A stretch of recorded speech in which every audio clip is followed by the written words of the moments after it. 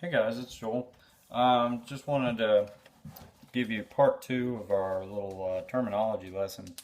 Not that you guys need a lesson, but help you out, maybe using some of the terms, make you sound a lot smarter. Uh, but anyways, what I want to talk about is reflex deflex.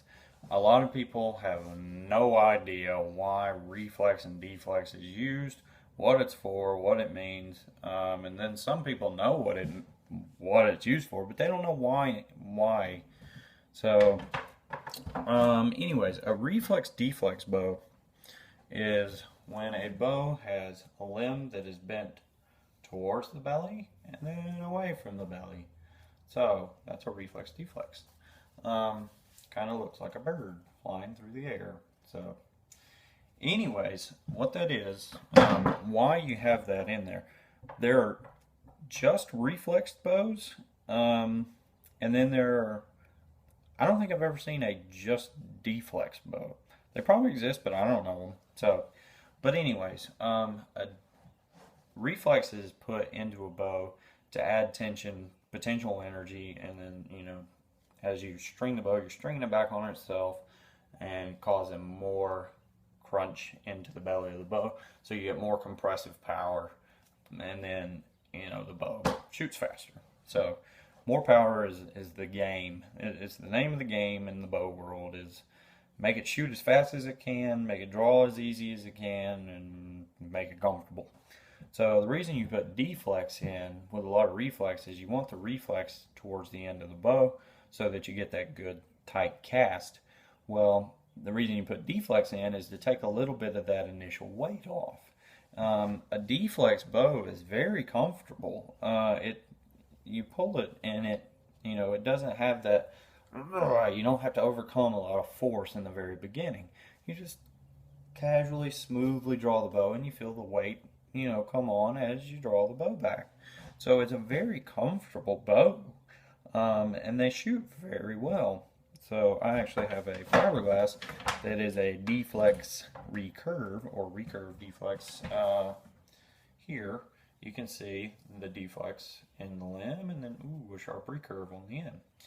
So let's talk about the difference between reflex and recurve. The biggest thing is, in a recurve bow, what defines a recurve is as the bow is drawn, the string is still in contact with the end of the limb. And it takes, so much travel of the string before it lifts off the limb tip.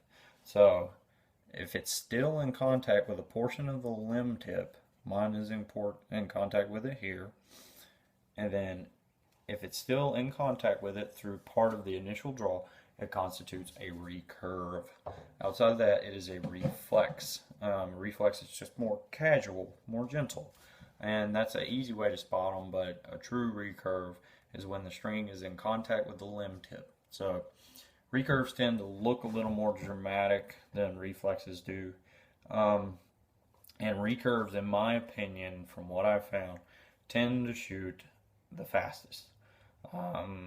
I don't know if that's universally true, but of the bows that I've built, a recurve is faster.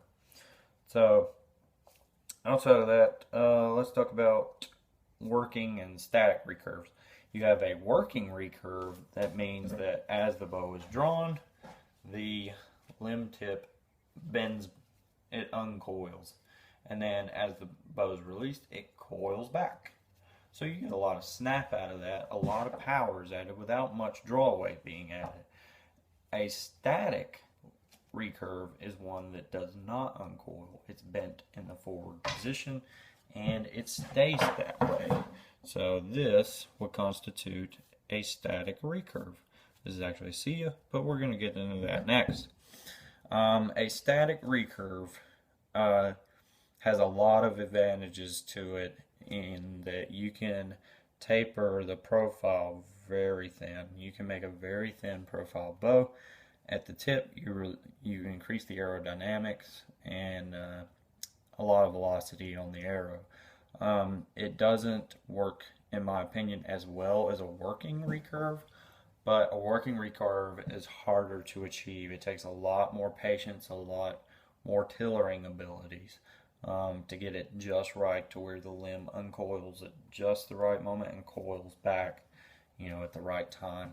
So that's a lot harder to do, and it's hard to perfect. And it took me several tries to get it right. I screwed up a lot. So I still don't know that I know how to do it, but I've got one that works. That one. So that one works. But anyways, hang on a little bit and I will get back to you and we'll talk about a few more things and we should be about done. All right, see you in a minute.